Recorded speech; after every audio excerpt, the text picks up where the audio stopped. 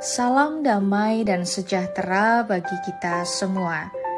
Saudara yang terkasih, hari ini kita akan bersama-sama merenungkan firman Tuhan yang diambil dari Roma pasal 7 ayat 14 dan 15. Sebab kita tahu bahwa hukum Taurat adalah rohani, tetapi aku bersifat daging, terjual di bawah kuasa dosa. Sebab apa yang aku perbuat, aku tidak tahu. Karena bukan apa yang aku kehendaki yang aku perbuat, tetapi apa yang aku benci, itulah yang aku perbuat. Siapakah aku? Jikalau kita bertanya pada diri kita sendiri, apakah kita mengenal diri kita sendiri dengan utuh?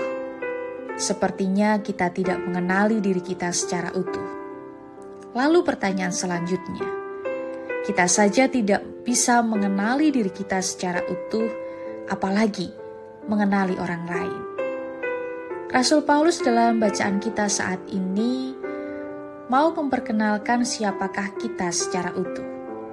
Terdapat sebuah pergumulan atau peperangan yang berat dari orang-orang yang sudah diselamatkan oleh Tuhan Yesus. Semua orang yang percaya kepada Tuhan Yesus dan menerima Dia menjadi Tuhan dan Juru Selamat pribadinya, maka dia adalah orang-orang yang sudah dilahirbarukan. Maka orang yang sudah lahir baru atau orang yang sudah diselamatkan mempunyai hidup yang berbeda dengan sebelumnya. Apa bedanya orang yang belum lahir baru dan orang yang sudah lahir baru?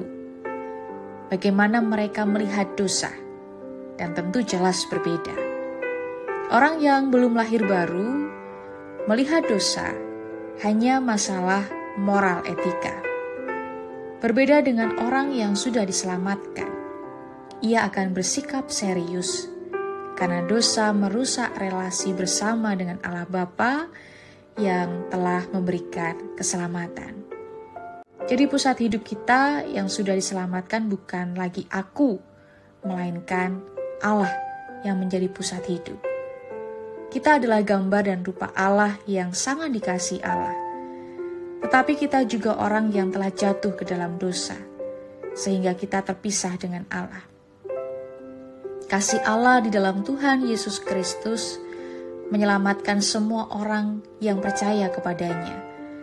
Dan ketika kita diselamatkan Tuhan Yesus, kita ada dalam keadaan masih berdosa.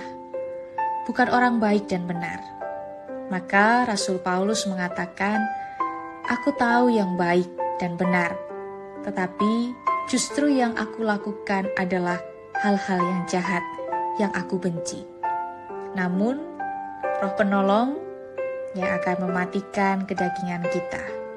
Dengan demikian, aku yang berdosa ini dapat memiliki kemenangan dalam Tuhan Yesus untuk hidup dalam kebenaran Allah, bukan hidup dalam keberdosaan kita.